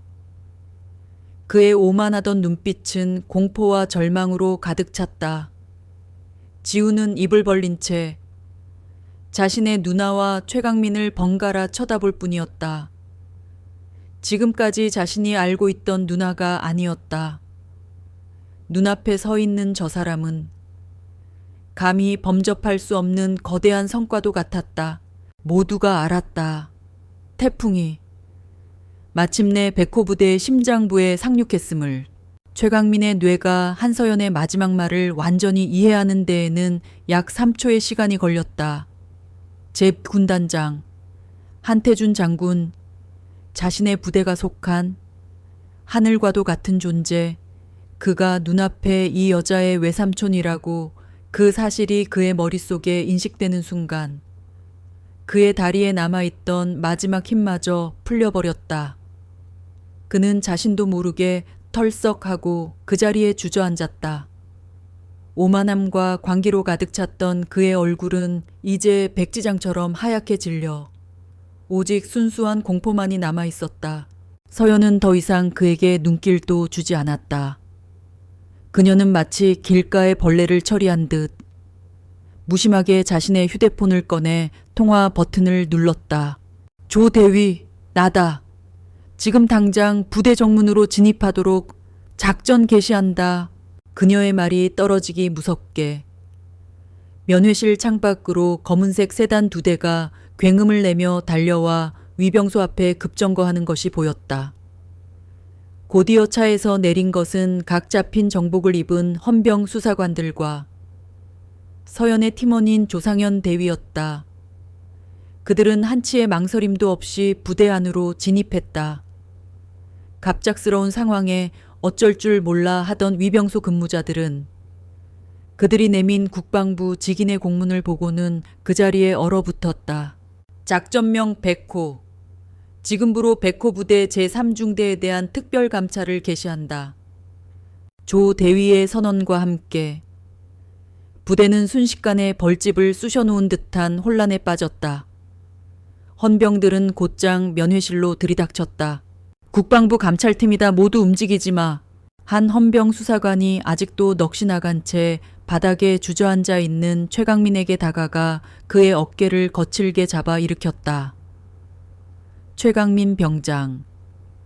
만나 지금부터 감찰 조사가 끝날 때까지 무단 행동 및 발언을 금한다. 혐의에 대해서는 조사실에서 듣게 될 거다. 김상병, 이상병 두 사람도 마찬가지다. 최강민의 그림자 같던 두 사람 역시 새파랗게 질린 얼굴로 헌병들에게 연행되었다. 이 모든 일이 불과 1, 2분 사이에 벌어졌다. 면회실에 있던 다른 병사들과 가족들은 눈앞에서 벌어지는 광경을 믿을 수 없다는 듯 입을 벌린 채 지켜볼 뿐이었다. 서연은 멍하니 서 있는 지훈에게 다가가 그의 손을 꼭 잡았다. 괜찮아. 지훈아, 이제 다 끝났어. 그제야 정신이 든 지훈은 누나를 올려다 보았다. 그의 눈에서 뜨거운 눈물이 왈칵 쏟아져 내렸다. 그동안 억눌러 왔던 모든 공포와 서러움, 그리고 안도감이 한꺼번에 터져 나온 것이었다. 누나! 누나! 그는 어린아이처럼 누나의 품에 안겨 울음을 터뜨렸다. 서연은 그런 동생의 등을 말없이 토닥여 주었다.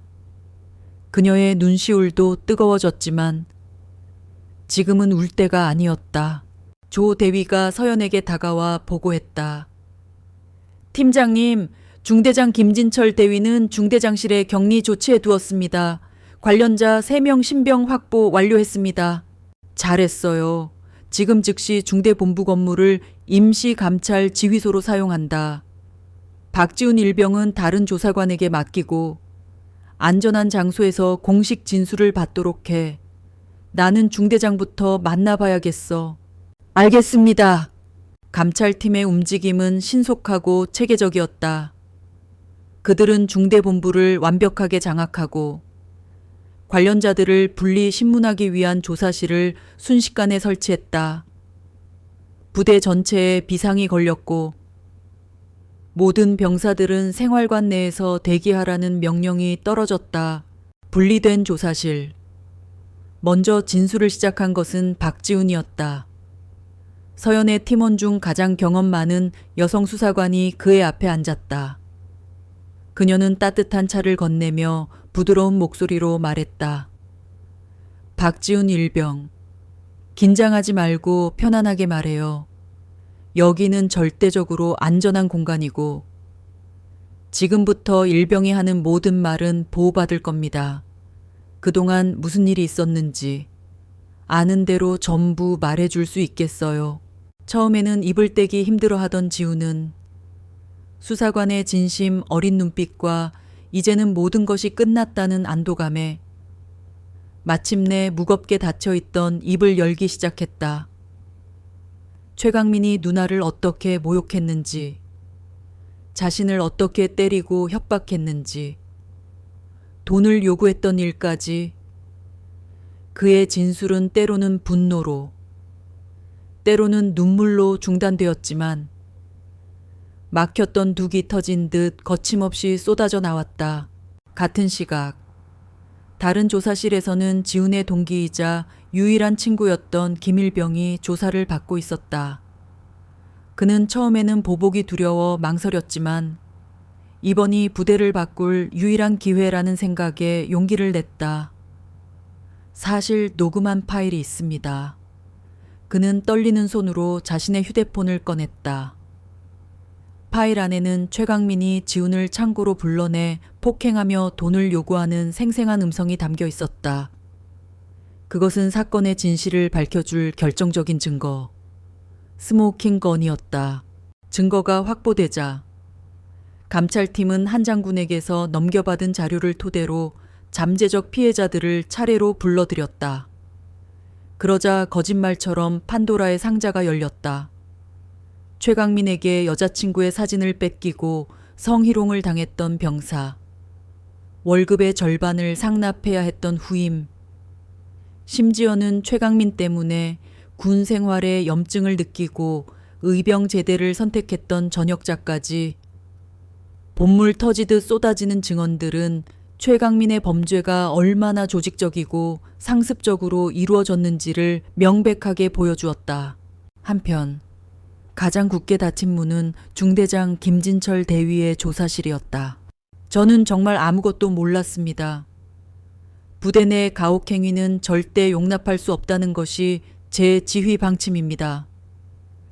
만약 알았다면 즉시 조치했을 겁니다. 김 대위는 서연의 앞에서 뻔뻔한 거짓말로 일관했다. 그는 서연이 피해자의 누나라는 사실을 이용해 감정적인 대응을 유도하려 했다. 하지만 그의 상대는 그냥 피해자의 누나가 아니었다. 서연은 아무 말 없이 노트북을 돌려 그에게 화면을 보여주었다. 화면에는 작년에 한 병사의 아버지가 김 대위에게 직접 보냈던 이메일이 떠 있었다. 우리 아들이 부대 내 선임에게 지속적으로 금품을 갈취당하고 있는 것 같습니다. 중대장님께서 관심을 가져주십시오. 라는 내용이었다. 이 이메일 기억나십니까? 중대장. 김 대위의 얼굴이 순간 굳어졌다. 아, 그건 병사들끼리의 사소한 다툼으로 오해가 있었던 일입니다. 제가 잘 해결했습니다. 해결. 서연이 차갑게 웃었다. 이 이메일을 보낸 아버님의 아들은 이 이메일을 보낸 지 한 달 만에 군 생활 부적응을 사유로 불명예 제대를 했습니다. 이게 중대장이 말하는 해결입니까? 서연은 다음 파일을 열었다. 그것은 김 대위의 통화 기록이었다. 최 병장 건은 그냥 좋은 말로 타일러서 끝내. 괜히 일 크게 만들지 말고 곧 인사고과 시즌인 거 알지. 명백히 사건을 은폐하라고 지시하는 내용이었다. 김 대위의 얼굴이 하얗게 질려갔다. 그는 눈앞에 젊은 여군 소령이 자신의 모든 것을 손바닥 위에 올려놓고 보고 있다는 사실을 깨달았다. 마지막으로 모든 증거가 확보된 후 최강민의 신문이 시작되었다. 그는 처음에는 억울합니다. 박지훈이 저를 모함하는 겁니다. 라며 격렬하게 저항했다. 하지만 조 대위가 그의 앞에 녹음 파일을 재생하고 수십 명의 피해자 진술서를 차례로 쌓아 올리자 그의 기세는 급격히 꺾였다. 최강민 병장, 이건 자네가 지난 1년간 후임들에게 갈취한 금액 목록이고 이건 자네의 폭행으로 전치 4주 이상의 상해를 입은 피해자 명단이다. 그리고 이건 자네가 피해자들의 가족을 상대로 저지른 모욕과 성희롱 발언 기록이지. 조 대위가 서류를 한 장 한 장 넘길 때마다 최강민의 얼굴은 점차 무너져 내렸다. 마침내 자신의 목소리가 담긴 녹음 파일이 재생되자 그는 책상 위로 고개를 쳐박고 흐느끼기 시작했다. 잘못했습니다. 제가 다 잘못했습니다. 한 번만 용서해 주십시오. 부대 내 왕처럼 군림하던 그의 마지막 모습은 그저 모든 것을 잃어버린 한심한 겁쟁이에 불과했다. 모든 조사가 끝난 것은 자정이 다 되어서였다. 임시 지휘소로 쓰인 중대장실. 서연은 산더미처럼 쌓인 조사 결과 보고서를 검토하고 있었다. 서류상의 승리였다. 가해자는 자백했고 증거는 차고 넘쳤다. 하지만 그녀는 알았다. 진짜 전쟁은 지금부터 시작이라는 것을, 이 썩어빠진 시스템을 바꾸지 않는 한 제5, 제3의 최강민은 언제든 다시 나타날 것이다. 백호 부대에서의 1차 감찰 조사는 48시간 만에 정광석화처럼 끝났다. 한서영과 그녀의 팀이 서울로 복귀할 때 그들의 손에는 수백 페이지에 달하는 진술서와 녹취록, 그리고 최강민의 뻔뻔한 범죄 행각을 낱낱이 증명하는 증거물들이 들려 있었다. 보고서는 신속하게 작성되어 외삼촌인 한태준 장군에게 직보되었다. 결과는 예상대로였다. 한 장군은 보고서를 읽는 내내 굳은 얼굴로 침묵을 지키다가 마지막 장을 덮으며 나지막이 말했다. 군법대로 가장 엄중하게 처리하게, 그 어떤 선처도 없을 걸세. 군 내부의 공식적인 징계 절차는 시작되었다. 최강민은 즉시 미결수용실에 구속되었고 김진철 대위는 보직 해임되어 징계위원회 조사를 받게 되었다. 하지만 서연은 여기서 멈출 수 없다는 것을 알았다. 이런 식의 처벌은 이전에도 있었다. 가해자는 잠시 구속되었다가 솜방망이 처벌을 받고 풀려나고, 지휘관은 잠시 보직을 옮겼다가 다시 아무 일 없었다는 듯 군 생활을 이어간다. 골마 터진 환부를 도려내는 것이 아니라 그저 반창고 하나를 붙이고 덮어버리는 식이었다. 이걸로는 부족해. 이 사건을 단순한 개인의 일탈로 만들어서는 안 돼. 구조적인 문제를 대중에게 알려야만 해. 그래야만 진짜 변화가 시작될 수 있어. 그날 밤 자신의 오피스텔로 돌아온 서연은 깊은 고뇌에 빠졌다. 군 내부 정보를 외부로 유출하는 것은 군인으로서 가장 금기시되는 행위 중 하나였다. 발각될 경우 그녀의 군 생활은 물론이고 그녀를 믿고 지지해준 한 장군의 명예에도 흠집을 낼 수 있는 위험한 도박이었다. 하지만 그녀의 뇌리에는 눈물을 흘리며 그동안의 고통을 토해내던 동생 지훈의 얼굴과 두려움에 떨면서도 용기를 내어 증언해 주었던 수많은 다른 피해자들의 얼굴이 스쳐 지나갔다. 그들의 고통을 이대로 묻어버릴 수는 없었다. 그녀는 결심했다. 그리고 보안 처리된 자신의 업무용 휴대폰이 아닌 개인 휴대폰을 들어 익숙한 번호를 눌렀다. 대한민국에서 가장 집요하고 권력에 굴하지 않는 탐사보도팀으로 유명한 JTBC 뉴스룸의 이성규 기자였다. 그녀는 과거 대테러 작전과 관련하여 그와 몇 번 인터뷰를 진행하며 그의 기자 정신과 신념을 높이 평가하고 있었다. 네, 이성규입니다. 이 기자님, 저 한서연입니다. 혹시 지금 통화 가능하십니까? 개소령님, 오랜만입니다. 그럼요, 가능합니다. 무슨 일이십니까? 국민들에게 꼭 알려야 할 이야기가 있습니다. 군이라는 이름 뒤에 숨겨진 썩어빠진 진실에 대한 이야기입니다. 이 기자의 목소리가 순간 진지해졌다. 자세히 말씀해 주시죠. 서연은 다음 날 저녁 서울 시내의 한 허름한 카페에서 이 기자를 만났다. 그녀는 피해자들의 신원이 노출되지 않도록 철저히 익명으로 처리된 감찰 보고서의 사본과 최강민의 목소리가 담긴 녹음 파일의 일부를 그에게 건넸다. 이건 단순한 군내 가혹행위 사건이 아닙니다. 기자님, 이건 우리 아들들이, 우리 형제들이 목숨을 담보로 나라를 지키는 곳에서 어떻게 짓밟히고 있는지를 보여주는 이 사회의 부끄러운 자화상입니다. 자료를 검토하는 이 기자의 얼굴은 시간이 지날수록 경악으로 물들어갔다. 그는 마침내 서류에서 눈을 떼고 굳은 얼굴로 말했다. 소령님, 이건 정말 충격적이군요. 저희가 반드시 보도하겠습니다. 아니, 보도해야만 합니다. 부탁드립니다. 하지만 제 신분과 제 동생의 이야기는 모든 것이 끝난 후에 밝혀주십시오. 지금은 오직 진실 그 자체에만 집중해 주셨으면 합니다. 알겠습니다. 소령님의 용기에 경의를 표합니다. 그로부터 이틀 후 금요일 저녁 8시 JTBC 뉴스룸의 헤드라인은 대한민국을 발칵 뒤집어 놓았다. 단독 침묵의 카르텔, 군부대 내 조직적 가혹행위 실태 고발, 손석희 앵커의 냉철한 목소리가 전파를 탔다.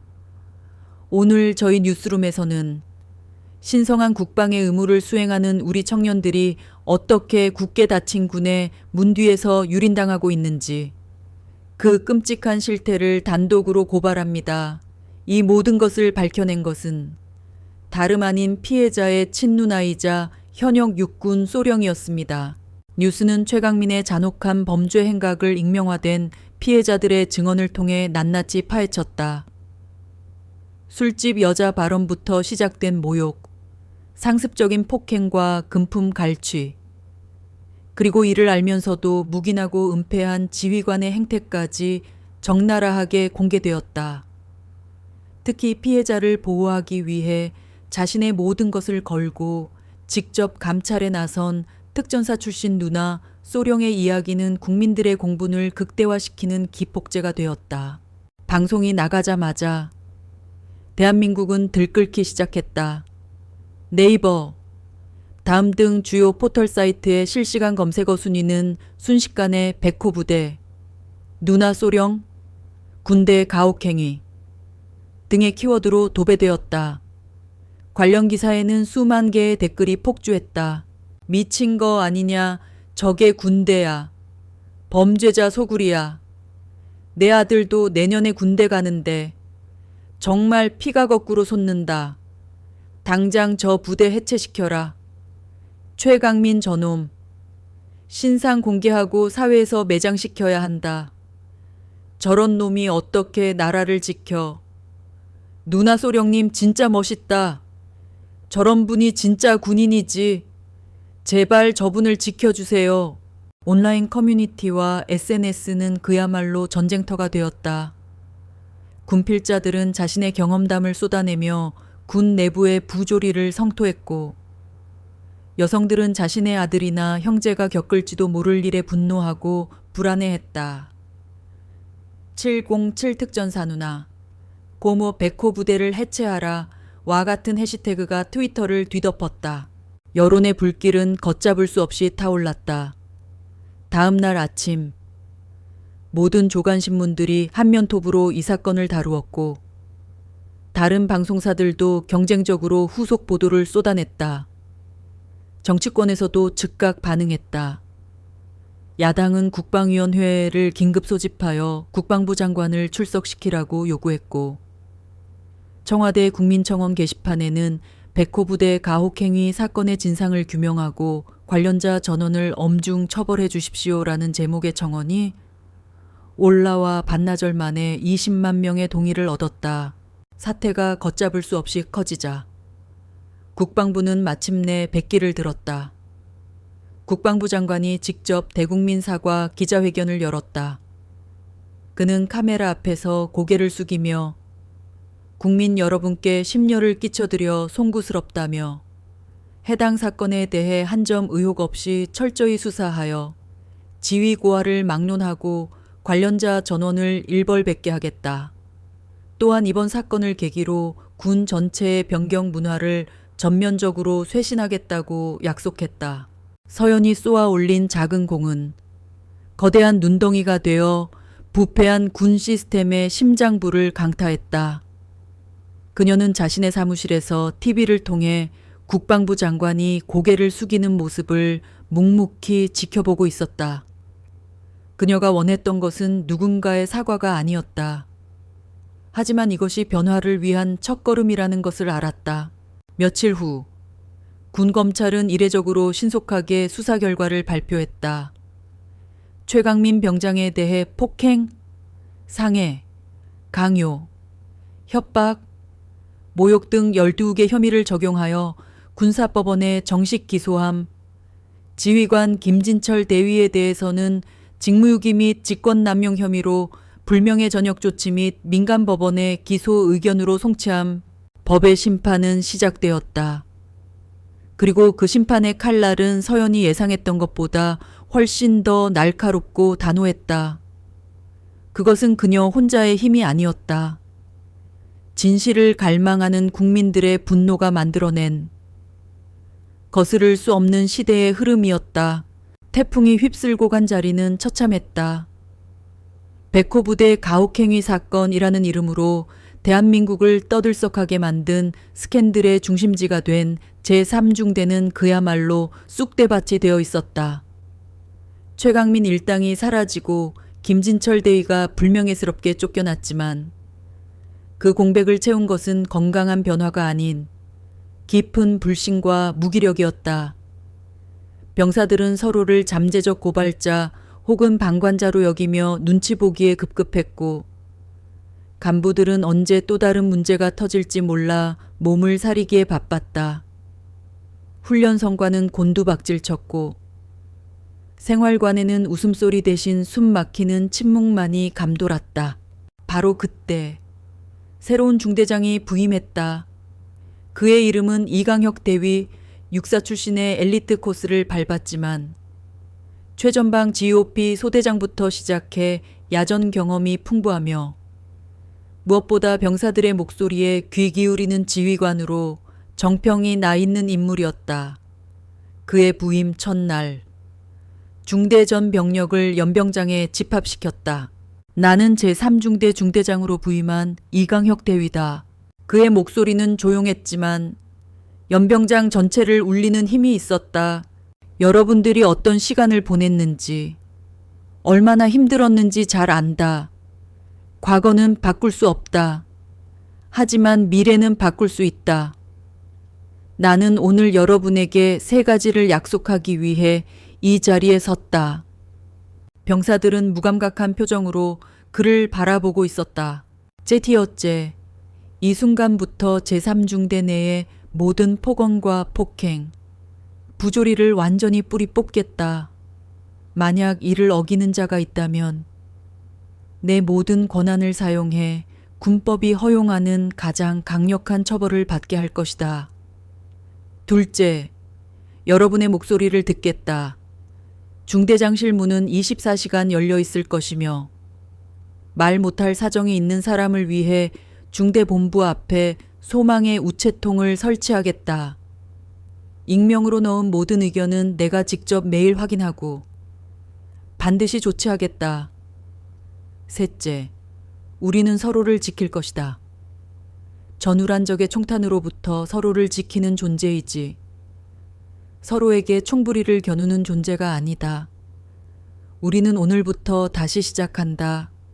서로를 믿고 존중하며 이끌어주는 진짜 전우가 될 것이다. 그의 연설은 화려하지 않았지만 그 안에는 진심이 담겨 있었다. 그리고 그는 자신의 말을 행동으로 증명했다. 소망의 우체통은 단순한 전시 행정이 아니었다. 어느 날 샤워실 온수가 잘 나오지 않습니다. 라는 익명의 쪽지가 들어오자 그는 그날 오후에 직접 공병대를 설득해 배관을 수리하게 만들었다. 매주 금요일은 계급장 없는 날로 지정하여 병사들과 간부들이 함께 족구를 하며 스스럼 없이 어울리는 시간을 마련했다. 가장 큰 변화는 박지훈에게 찾아왔다. 사건 이후 그는 영웅과 문제아 사이에 어중간한 위치에 놓여 있었다. 몇몇 병사들은 그를 용기 있는 사람이라 칭찬했지만 다른 이들은 그 때문에 부대가 시끄러워졌다며 불편한 시선을 보내기도 했다. 그는 한동안 깊은 혼란 속에서 칩거하듯 지냈다. 그러던 어느 날 신병들이 자대에 배치되었다. 그중 유독 어리숙하고 동작이 굼뜬 이준서 이병이 있었다. 사격 훈련 중. 이 이병이 긴장한 나머지 총기 부품 하나를 잃어버리는 실수를 저질렀다. 그것을 본 박하사 최강민과는 다른 그저 구시대적인 군대 문화에 젖어 있는 부사관이었다가 이 이병의 멱살을 잡고 고함을 질렀다. 야! 이 패급 새끼야! 정신 안 차려. 너 때문에 지금 우리 다 죽게 생겼잖아. 그 순간 지우는 이 이병의 겁에 질린 얼굴에서 과거의 자신을 보았다. 최강민 앞에서 아무 말도 못하고 벌벌 떨어야 했던 무력하고 외로웠던 자신의 모습을 다른 병사들은 모두 예전처럼 고개를 돌리거나 못 본 척했다.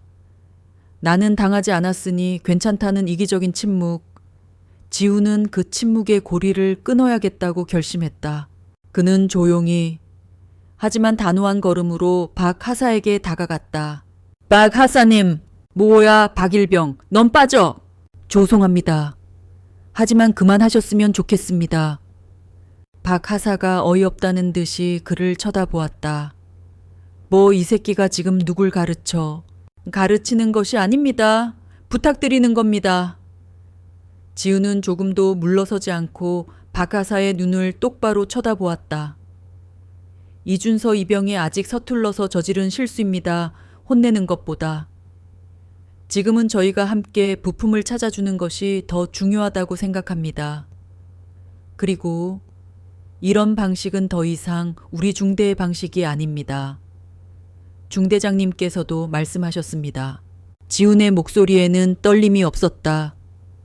그 안에는 자신의 경험에서 우러나온 누구도 반박할 수 없는 단단한 힘이 있었다.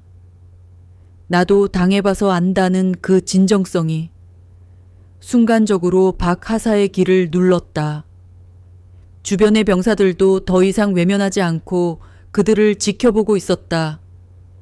박 하사는 잠시 머뭇거리다가 욕설을 내뱉으며 이 이병의 멱살을 놓아주었다. 씨발. 알았어. 다 같이 찾아. 그날 이후 지우는 더 이상 과거의 피해자가 아니었다. 그는 부대의 새로운 문화를 만들어가는 구심점이자 약한 후임들을 지켜주는 든든한 방패가 되었다. 그는 자신의 경험을 바탕으로 신병들의 고충을 들어주고 훈련에 적응하지 못하는 후임들을 따로 불러 가르쳐 주었다. 그의 주변에는 자연스럽게 사람들이 모여들기 시작했다. 몇 달 후 누나 서연이 다시 면회를 왔다. 이번 면회실의 풍경은 예전과는 180도도 달라져 있었다. 병사들은 활기찼고 간부들과 스스럼 없이 농담을 주고받았다. 지우는 이제 더 이상 구석에서 눈치를 보는 위축된 병사가 아니었다. 그는 후임들의 인사를 받으며 당당하게 누나에게 걸어왔다. 충성 누나, 잘 지냈어? 그의 얼굴에는 그늘 한 점 없는 건강한 청년의 미소가 가득했다. 그럼 우리 지훈이 아주 늠름해졌네. 이제 선임 티가 팍팍 나는데. 서연이 장난스럽게 말하며 동생의 어깨를 두드렸다. 이제 한 달 뒤면 상병 다는 걸. 지훈이 쑥스럽게 웃었다. 두 사람은 예전처럼 치킨과 피자를 시켜놓고 그동안의 이야기를 나누었다. 지훈은 부대가 어떻게 변했는지, 새로운 중대장님이 얼마나 좋은 분인지, 그리고 자신이 후임들을 어떻게 챙겨주고 있는지에 대해 신나게 이야기했다. 이야기를 듣던 서연이 조용히 입을 열었다. 고마워, 지훈아. 응, 뭐가? 용기 내줘서, 그리고 그 용기를 다른 사람들을 위해 써줘서 누나는 네가 정말 자랑스러워. 지훈의 얼굴이 살짝 붉어졌다. 다 누나 덕분이지. 누나가 아니었으면 난 아직도... 아니, 서연이 그의 말을 잘랐다. 내가 한 건 문을 열어준 것뿐이야. 그 문으로 걸어 나와서 다른 사람들을 위해 새로운 문을 만들어주고 있는 건 바로 너야.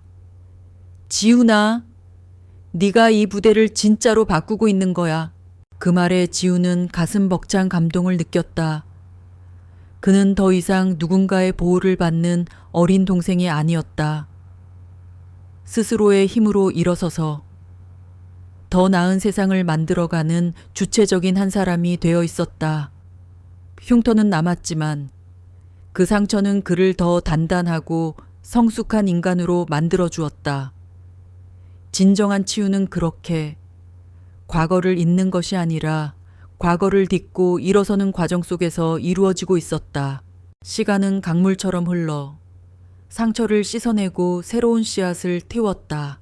최강민에 대한 군사재판은 사회의 지대한 관심 속에서 진행되었다.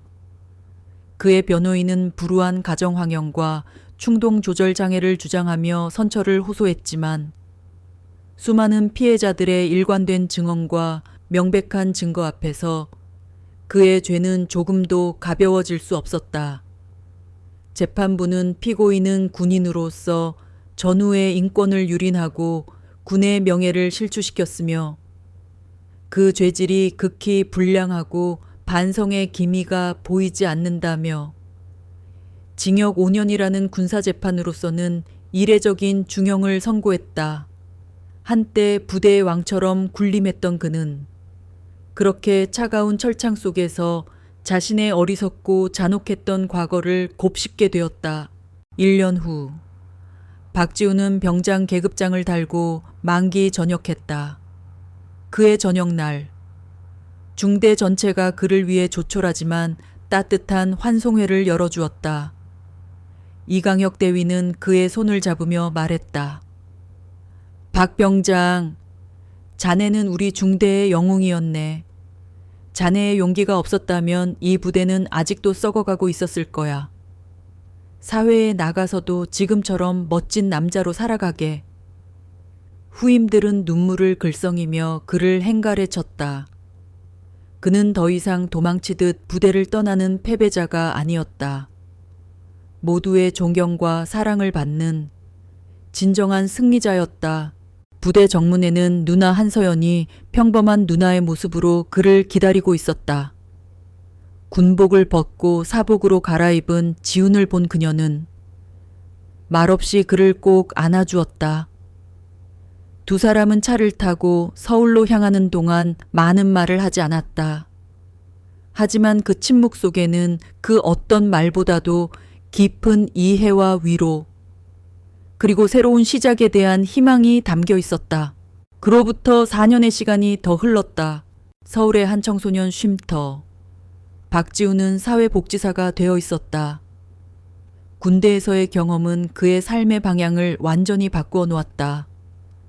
그는 자신처럼 상처받고 소외된 아이들의 곁을 지켜주는 사람이 되기로 결심했고, 대학에서 사회복지를 전공한 후 이곳에서 아이들과 함께 울고 웃으며 살아가고 있었다. 선생님! 가정폭력을 피해 쉼터로 들어온 지 얼마 안 된 16살 민수가 쭈뼛거리며 그에게 다가왔다. 아이의 팔에는 시퍼런 멍이 들어 있었다. 왜 그래, 민수야? 아빠가 또 찾아왔었어요. 다시는 안 그러겠다고. 집에 같이 가자고. 아이의 목소리가 불안하게 떨렸다. 제가 어떻게 해야 할지 모르겠어요. 지우는 아이의 눈높이에 맞춰 몸을 낮추고 그의 어깨를 부드럽게 감쌌다. 무서웠겠구나. 많이 혼란스럽겠네. 그는 다그치거나 충고하지 않았다. 그저 아이의 감정을 먼저 읽어주고 공감해 주었다. 민수야, 네 잘못이 아니야. 폭력은 그 어떤 이유로도 정당화될 수 없어. 그리고 너는 지금 혼자가 아니야. 여기 있는 우리 모두가. 그리고 내가 널 지켜줄 거야. 네가 스스로 괜찮다고 생각될 때까지. 아무도 널 강제로 데려갈 수 없어. 그의 목소리에는 경험에서 우러나온 힘이 있었다. 과거 자신이 누나에게서 느꼈던 절대적으로 안전하다는 그 느낌을 이제 그는 다른 누군가에게 전해주고 있었다. 민수의 눈에 맺혀있던 눈물이 안도감과 함께 흘러내렸다. 지우는 그렇게 자신의 상처를 다른 사람을 치유하는 약으로 승화시키고 있었다. 같은 시각 충남 계룡시에 위치한 육군사관학교의 대강당 수백 명의 사관생도들이 숨을 죽인 채 단상 위 한 사람에게 집중하고 있었다. 이제는 중령 계급장을 단 한서연이었다. 그녀는 진정한 리더십과 군인의 명예라는 주제로 미래의 육군 장교들에게 강연을 하고 있었다. 그녀는 백호부대 사건의 주인공으로 군 내에서는 이미 살아있는 전설이었다. 여러분은 곧 누군가의 생명과 인생을 책임져야 하는 지휘관이 될 것입니다. 여러분이 기억해야 할 가장 중요한 것은 여러분 어깨 위의 계급장이 부하들 위에 군림하라고 주어진 권력이 아니라는 사실입니다. 그녀의 시선이 강당 구석구석을 훑었다. 그것은 부하들을 보호해야 할 책임의 무게입니다. 그들이 춥고 배고플 때 가장 먼저 챙겨야 할 책임. 그들이 부당한 일을 당했을 때 가장 먼저 나서서 막아줘야 할 방패가 되어야 할 책임입니다. 적보다 더 무서운 것은 내부의 적입니다. 전우를 향한 폭력과 부조리를 묵인하는 지휘관은 적에게 등을 보이는 것과 같은 가장 큰 배신 행위입니다. 그녀는 자신의 이야기를 담담하게 풀어놓았다. 동생의 이야기, 그리고 자신이 싸워야 했던 거대한 침묵의 카르텔에 대한 이야기. 생도들의 눈빛이 흔들리기 시작했다. 그들은 책에서는 배울 수 없는 살아있는 리더십의 무게를 온몸으로 느끼고 있었다. 강연이 끝나고 한 생도가 용기를 내어 질문했다. 중령님, 만약 또다시 그런 상황이 온다면 어떻게 하시겠습니까? 서연은 잠시 생각에 잠겼다가 부드럽지만 단호한 미소와 함께 대답했다. 나는 내 동생을 지키기 위해 싸웠습니다. 하지만 이제 나는 이 자리에 있는 여러분 모두가 그리고 여러분이 앞으로 이끌게 될 수만 명의 대한민국 아들들이 모두 내 동생이라는 마음으로 싸울 것입니다. 그것이 나의 남은 군 생활의 유일한 목표입니다. 강당 안은 뜨거운 박수 소리로 가득 찼다. 그 주 주말 서울 현충권. 서영과 지우는 나란히 부모님의 묘소 앞에 서 있었다.